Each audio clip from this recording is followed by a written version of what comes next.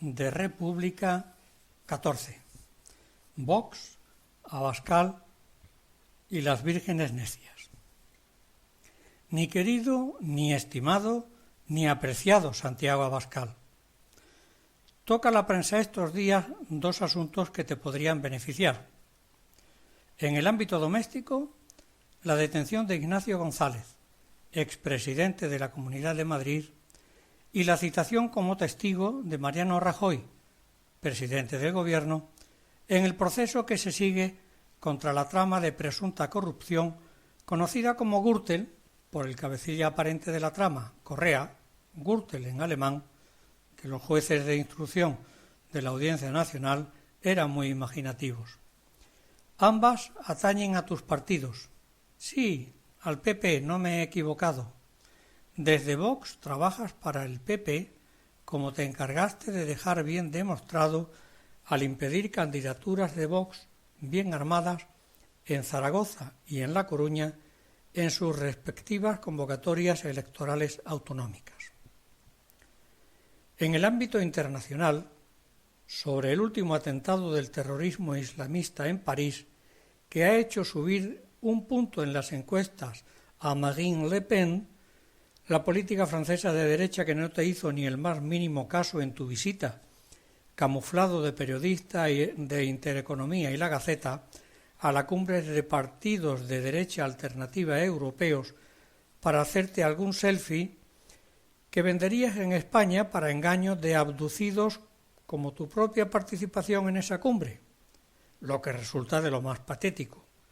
Territorio este que transitas últimamente con demasiada frecuencia.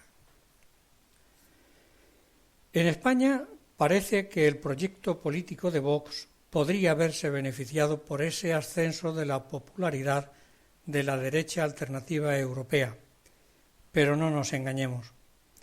Has hecho también tu trabajo al frente de Vox, que con tu cuadrilla te has encargado de dejarlo en pañales y desnutrido, al conseguir que fuesen abandonando el proyecto políticos de la experiencia y valía de Alejo Vidal Cuadras, Ignacio Camuñas, economistas como Joaquín Jabalois, periodistas como Fernando Paz y otras personas tan válidas como Ana María Velasco Vidal Abarca, etc.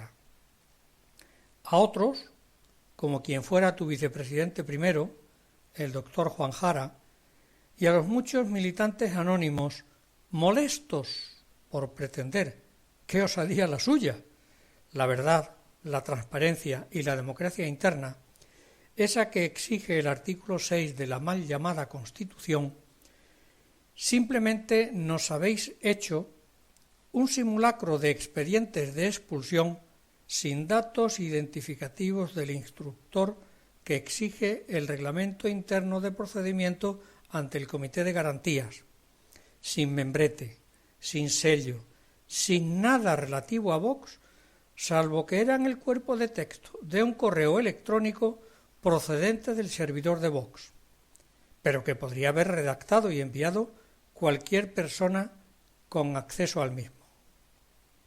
Todo ello para decirnos que estábamos expulsados. Podría responderte con la estrofa de la canción del pirata de mi paisano José de Espronceda. Sentenciado estoy a muerte, yo me río. No me abandone la suerte y al mismo que me condena colgaré de alguna antena, quizá en su propio navío. Que es mi barco mi tesoro, que es mi Dios la libertad, mi ley la fuerza y el viento, mi única patria la mar. No, no lo haré. No soy tan pretencioso. Simplemente recordarte que se te puede aplicar perfectamente. Como te decía al principio, has hecho también tu trabajo, que hoy Vox en España es cada vez más desconocido, por más que os preocupéis de inyectar suculentas sumas de dinero en los medios de comunicación que os sacan en teles y radios de muy menguada audiencia. Sí, hombre, sí, verás, te lo explico, que últimamente pareces algo torpe. ¿O lo fuiste siempre, Santiago? Me queda esa duda. Según las últimas cuentas, aprobadas en la misma urna en que la modificación de los estatutos de Vox, en 2016 te gastaste en publicidad y propaganda 183.391 euros, el 51% de los gastos ordinarios de 2015, mientras tu fiel Cabanas le negaba a Vox Cáceres el pago de poco más de 1.000 euros gastados en pancartas para colocar en la vía pública en las pasadas elecciones municipales, bloqueando la cuenta corriente pero sin atreverse a dar explicaciones de dicho bloqueo. En esas mismas cuentas aparecen como recibidos de donaciones 462.717 euros con 47 céntimos. Esto es, el 67% de los ingresos ordinarios. Por preguntar dentro del Comité Ejecutivo Nacional sobre la procedencia y aplicación de esas donaciones para saber qué compromisos se adquirían al recibirlas, expulsasteis al vicepresidente primero mediante esos simulacros de expedientes disciplinarios a los que me he referido anteriormente. Por cierto, el Tribunal de Cuentas tocando el violón. Sí, patético Abascal, así se actuó y así se votó en esa farsa de Asamblea General para cerrar más el círculo de tu patética guardia pretoriana, instalada en el vestíbulo del Teatro de la Latina, lejos del alcance del Comité de Garantías, que vale lo mismo para un roto que para un descosido, pero que no se retrata en los expedientes y que presidía la Asamblea tras haber impedido que se votara una candidatura a esa misma presidencia y secretaría de la mesa de la Asamblea que yo mismo me encargué de presentar antes de la apertura de la misma. Ahora os dedicáis a ir de cañas por España, entre otros con José Antonio Ortega Lara, a quien sacáis de procesión, como en la España rural, las imágenes de San Isidro o de la patrona del lugar, implorando al Altísimo la lluvia mediante las rogativas. Aún no me explico, por cierto, qué hace Ortega Lara en un sitio como es ahora Vox y con gente tan patética como tú, Santiago.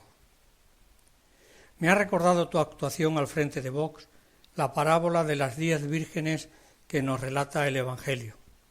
Mateo, capítulo 25, versículos 1 al 13. En ella nos habla de 5 vírgenes prudentes y 5 vírgenes insensatas.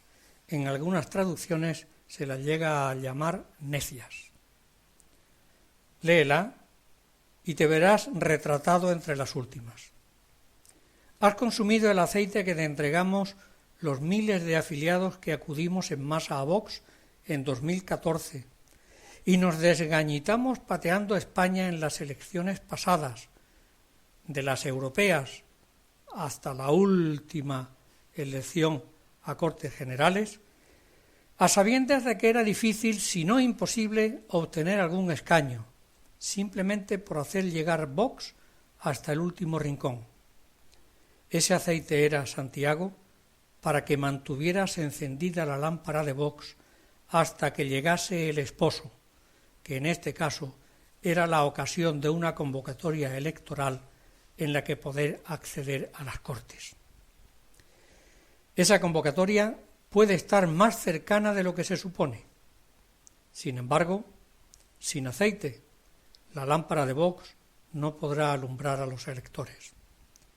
Pues además de no tener aceite, has puesto sobre ella el celemín.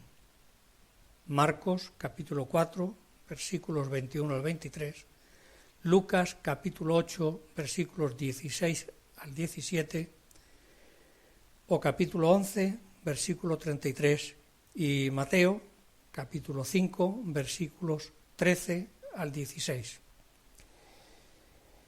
Sí, ese celemín de las inmundicias y tropelías cometidas por ti y por los tuyos desde el Comité Ejecutivo Nacional en beneficio del PP. Otros recogerán los frutos. Vale.